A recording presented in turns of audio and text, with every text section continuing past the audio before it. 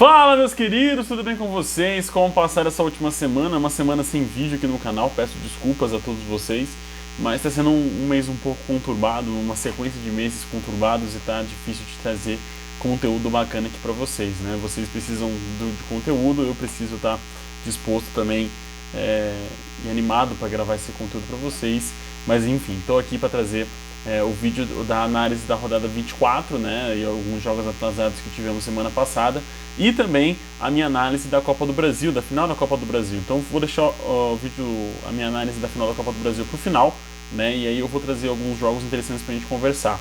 Fechou? Meus queridos, seguinte, logo na segunda-feira passada a gente teve o confronto entre Bahia e Santos, que foi um confronto muito importante para a briga lá embaixo, né? O Bahia estava distante do Santos, o Santos consegue essa vitória em encosta no Bahia, uma vitória de 2-1 com gol de Marcos Leonardo e Julian Furch no finalzinho, um jogo que o Santos ganha de virada, né? Acho que isso é o mais importante também da gente comentar. O Santos vinha de vários resultados que o time não conseguia reagir, não reagia bem, né, a sair atrás do placar, e esse jogo contra o Bahia, lá na Bahia, foi muito interessante de acompanhar, porque o Santos realmente conseguiu jogar bem e conseguiu a virada. Como eu falei, gols de Marcos Leonardo e Julian Furch, e o Bahia saiu na frente com Camilo Cândido. O Bahia, cara, é uma defesa muito furada, né? Bate muita cabeça ali no miolo de ataque, e os dois gols, né, de bola parada do Santos acabaram comprovando isso muito mais. Também na segunda-feira tivemos um confronto entre 4-4 entre Corinthians e Grêmio, né? Um jogo maluco, onde o Corinthians virou, o Corinthians conseguiu empatar, o Grêmio virou de novo, então foi um jogo muito legal, muito bacana, só que defesas muito frágeis, né? O Grêmio não conseguiu segurar o Corinthians não conseguiu segurar o Grêmio jogando em casa, e eu acho que também isso escancara cada vez mais a fragilidade dessas duas equipes, né? O Grêmio saiu na frente com o Natan, o Corinthians empatou com o Fábio Santos de pênalti, o Grêmio saiu na frente com o Natan, fez o 2-0 com o Cristaldos, o Corinthians empata com o Fábio Santos aos 45, faz o gol com o Fábio Santos aos 45, empata com o Lucas Veríssimo aos 49, vira com o Yuri Alberto. No começo do segundo tempo, o Grêmio empata com o Everton Galdino, vira com o Luiz Soares, e aí o Juliano dá números finais à partida 4-4, lei do ex, né? Inclusive nesse confronto, que deixa ali as equipes ali mais ou menos paradas na tabela, né? O Corinthians ainda vai jogar nessa rodada 24, esse jogo foi um jogo atrasado da 15ª rodada, e o Grêmio ainda vence o Palmeiras jogando na sua casa. Também na terça-feira tivemos o jogo entre América e Red Bull, né? Uma equipe já mais estruturada, uma equipe que está jogando melhor, uma equipe que consegue desempenhar um bom futebol, venceu o Coelho por 2-0, gols de Jadson e Lucas Evangelista. Um bom jogo do Bragantino fora de casa contra volto a dizer, uma frágil defesa do América, que não consegue, em hipótese nenhuma, desempenhar um bom futebol no seu setor defensivo. Na quarta-feira tivemos o duelo entre Goiás e Flamengo, que ficou 0-0, um jogo horrível, não vou me prolongar nesse confronto, mas foi um jogo muito ruim mesmo de assistir. Tivemos a vitória do Fluminense por 1-0 em cima do Cruzeiro, onde, cara, foi um jogo misto, né? O Fluminense não conseguiu atacar, não conseguiu ser incisivo, o Cruzeiro não conseguiu defender porque tomou um gol de falta, né? Aliás, eu acho que foi muito mais mérito do Léo Fernandes, que fez um golaço de falta, do que falha do Cruzeiro, que o Cruzeiro tá ruim. Eu acho que esse jogo estava assim caminhando para um 0-0 bem fraco, com poucas oportunidades, e aí o Léo Fernandes fez um golaço de falta e deu essa vitória pro Fluminense. Não acho falha do Rafael também no gol, foi mérito do meia de conseguir essa finalização maravilhosa de longe. E, cara, era uma derrota provável do Cruzeiro, né, que não vem jogando bem fora de casa no Brasileirão. No Morumbi, o São Paulo perdeu também, né, acho que foi o único mandante, né, que perdeu na quarta-feira, mas perdeu para o Fortaleza por 2-1. O Fortaleza fez os dois gols, né, com José Wellison e Lucero de pênalti, e aí o Rames Rodrigues fez o seu primeiro gol com a camisa do São Paulo no segundo tempo. O Fortaleza foi mais perigoso que o São Paulo, apesar do São Paulo ter mais controle da bola, né? O Fortaleza foi mais perigoso, conseguiu chegar mais ao ataque com mais perigo. O São Paulo teve a bola, rodou essa bola, mas não conseguiu ser perigoso, não conseguiu ser incisivo, não conseguiu ser matador. E isso vai se repetir na partida que aconteceu hoje, né? Esse vídeo está sendo gravado na quarta-feira, o São Paulo jogou a 22ª rodada hoje, atrasado contra o Coritiba, e já adianto que foi praticamente a mesma coisa. O São Paulo, que o Coritiba é muito mais frágil do que o Fortaleza, e o Fortaleza conseguiu ser muito perigoso e fazer os seus dois gols de maneira até que rápido, né? Um gol no primeiro tempo, no comecinho do primeiro tempo, outro gol no comecinho do segundo tempo ali para dar mais controle, dar mais ações para o time do Leão do Pici. Uma excelente vitória do Fortaleza, se candidata como um time da parte de cima da tabela, enquanto o São Paulo, na minha opinião, vai terminar ali no miolinho, ali no meio mesmo, talvez até um pouco mais baixo, na parte de baixo da tabela do Campeonato Brasileiro. Na quinta-feira tivemos um jogaço que foi entre Vasco e Curitiba, um jogaço entre aspas, né? Foi um desfile do Vasco contra uma péssima defesa do Curitiba. Zé Gabriel, Rossi, Veguete 2 vezes e Gabriel Peck fizeram os gols do Gigante da Colina e Sebastião Gomes fez o gol do Coxa Branca. Foi um excelente jogo do Vasco, onde rodou a bola, conseguiu ter qualidade no passe, qualidade na finalização. É impressionante como esse time conseguiu jogar bola depois desse retorno, né? Enfim, depois de se ajeitar e depois principalmente da chegada do Veguete. Eu acho que foi a peça ali que caiu como uma luva nesse time do Vasco. Depois que o Veguete chegou, o Vasco se tornou um time muito mais positivo de rentabilização de pontos, de futebol apresentado. Eu acho que era a peça que faltava ali para o Vasco para encaixar esse time de vez. Excelente vitória contra o Curitiba. Esse time do Vasco sai, né? Vai sair com o jogo agora de segunda-feira que o Vasco também ganhou, mas esse time consegue essa recuperação e sai merecidamente do Z4. E já começa a pensar mesmo em ficar na Série A do Campeonato Brasileiro. Não acho que vai pensar mais do que isso. Acho que uma vaga na Copa Sul-Americana do ano que vem é lucro demais para o Vasco. Mas o time tem que pensar primeiro agora em ficar na Série A do Campeonato Brasileiro. Também na quinta-feira tivemos o duelo entre Atlético Paranaense e Internacional. O Atlético venceu o Inter por 2-1. Era um time reserva, um time misto do Inter, mas que foi muito perigoso, né? O Atlético fez 1-0 com o Eric, o Inter empata com o Carlos Depena logo na sequência. E a gente sabe que o Atlético Paranaense vem falhando muito defensivamente, principalmente nos jogos em casa. O time não consegue ter esse domínio que tinha nos outros campeonatos, nas outras temporadas, dos adversários jogando na Arena da Baixada, hoje Liga Arena. Né? Então o time consegue essa vitória muito mais, e eu quero que você me entenda bem, tá? Muito mais pelo time do Inter estar com outro foco do que realmente pensando nesse jogo, como se fosse um jogo importante para o Inter na temporada. O Alex Santana fez o gol no fim do jogo, né? Os 90 minutos do segundo tempo, o meio-campista /volante ali do Furacão fez 2-1 e deu números finais à partida. O Atlético está candidato como um dos times que vai brigar pelo topo do Campeonato Brasileiro, topo assim, né? Pelas vagas para a Libertadores, mas é um time que dificilmente vai incomodar ali os 3 primeiros, né? Grêmio, Palmeiras e Botafogo. Falando em Grêmio e Palmeiras, o Grêmio recebeu a equipe do Palmeiras e voltou a vencer depois de 7 anos, né, no seu estádio, a equipe alviverde. João Pedro fez o gol no comecinho do jogo e foi um jogo onde o Palmeiras foi mais dominante do que o Grêmio. O Palmeiras conseguiu dominar o Grêmio na arena. Eu acho que até era provável que isso aconteceria, mas o Palmeiras não conseguiu ser matador, não conseguiu definir as jogadas. Foi uma péssima partida, na minha opinião, ofensivamente do Palmeiras. Defensivamente teve ali a falha, mas não foi muito bem uma falha, foi uma jogada muito bonita, construída com Soares e João Pedro, né? A dupla funcionou bem, uma triangulação muito legal, e é onde conseguiu sair o gol do lateral gremista, também que foi lei do ex, né? Revelado pelo Palmeiras, acabou fazendo o gol aí contra o time alviverde. Um bom primeiro tempo do Grêmio, só que o primeiro tempo do Palmeiras foi ainda melhor, e o segundo tempo melhor do Palmeiras também do que o Grêmio. Só que faltou o gol, faltou o empate, faltou até mesmo a virada para o Palmeiras para concretizar essa melhora que teve nesse jogo em específico. O quão melhor foi contra o seu adversário.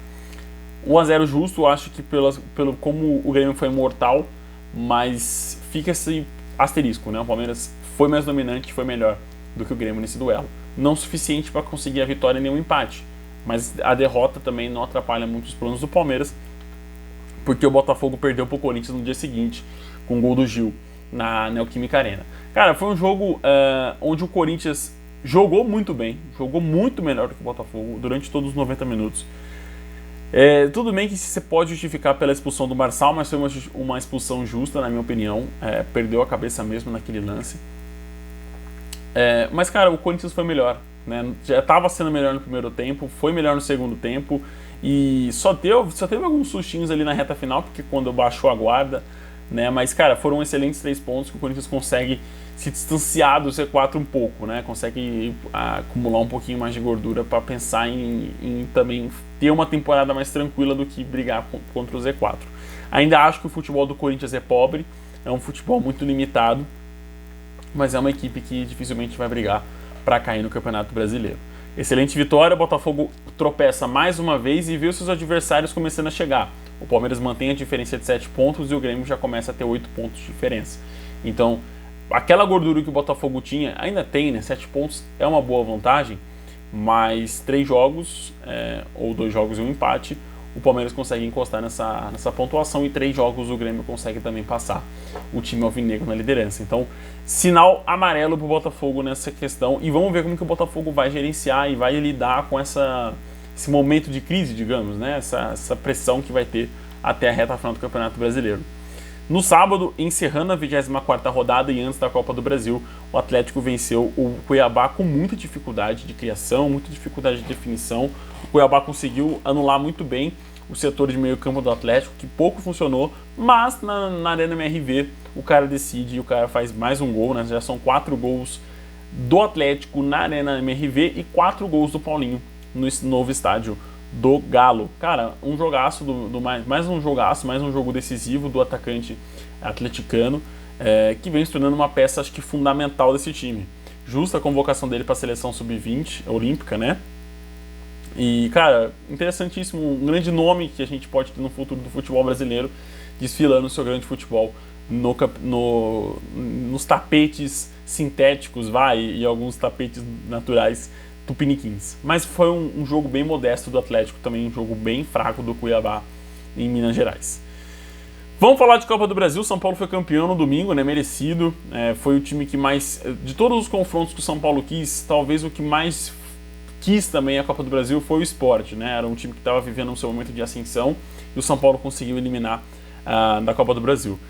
Daí em diante, né, Palmeiras, Corinthians e agora o Flamengo, cara, foi desesperador ver como que os times não quiseram disputar com o São Paulo. Né? Eu acho que até o Corinthians ele teve, porque venceu o primeiro jogo, mas o segundo jogo e as justificativas do Luxemburgo para o segundo jogo foram risórias, né? Foram piadas de que ele buscava perder para o São Paulo de 1-0 no primeiro tempo. Né? Eu acho que você busca perder para o São Paulo de 1-0 no jogo inteiro, né? Não no primeiro tempo, porque você perde de 1-0 no primeiro tempo, o seu time volta com outro ritmo, né? O time adversário volta empolgado para o segundo tempo buscando a virada e foi o que aconteceu e o Corinthians caiu na semifinal. O Palmeiras também, pensando em outras coisas, passando por um momento de irregularidade na temporada, não conseguiu ser tão combativo assim com o São Paulo. E na final, cara, pegando um Flamengo completamente turbulento, pegando um Flamengo completamente de um caos completo, mais um clube de UFC do que um clube de futebol, o São Paulo bateu com muita tranquilidade. O primeiro jogo foi muito tranquilo, o Flamengo pouco incomodou o São Paulo no Maracanã.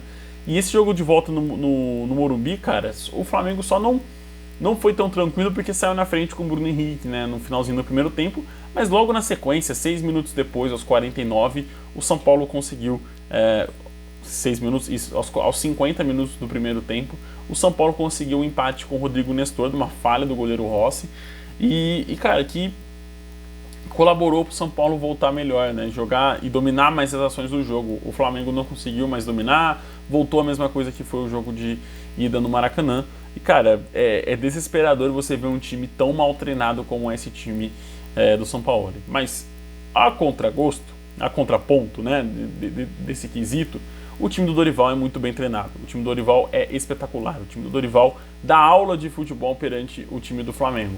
Né? E foi um grande jogo do São Paulo, foi um grande jogo no Morumbi, foi uma atmosfera muito legal no apito final, porque aí fica a minha crítica ao torcedor são paulino. Eu acho que faltou um pouquinho mais de atmosfera de final no Morumbi.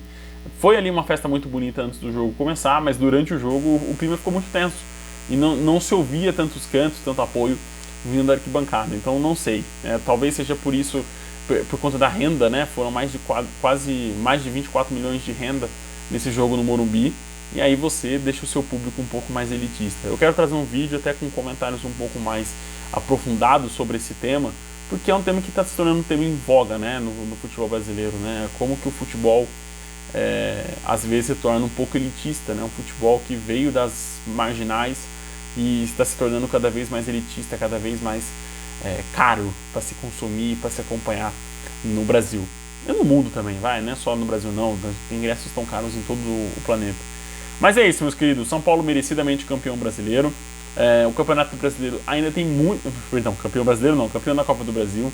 É um título que o time não tinha, então é um campeonato de maneira inédita, né? Campeão de maneira inédita. E merecido, cara. Eu acho que, como eu falei, foi o time que mais quis, foi o time que mais jogou bola, foi o time que mais desfilou bom futebol na Copa do Brasil desse ano. Os outros ficaram pelo caminho. E equipes que eu achava até que chegariam um pouco mais longe, né? Caso de Palmeiras, caso até mesmo do Fluminense, que caiu pro Flamengo. Então, não sei.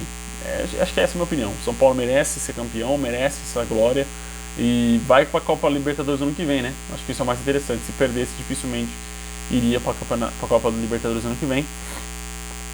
Ah, Copa Libertadores não. Também. Acho que ficaria um pouco distante na tabela.